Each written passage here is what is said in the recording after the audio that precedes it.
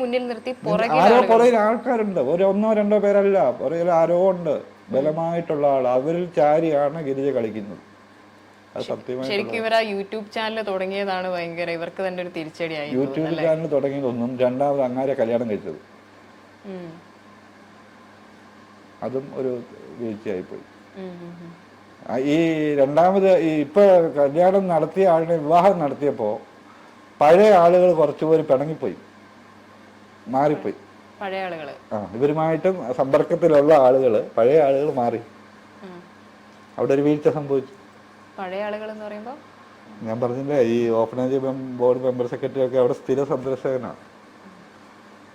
അയാളുടെ വീട്ടിലും ഭാര്യ ഇവരും കൂടെ പ്രശ്നമാണ്,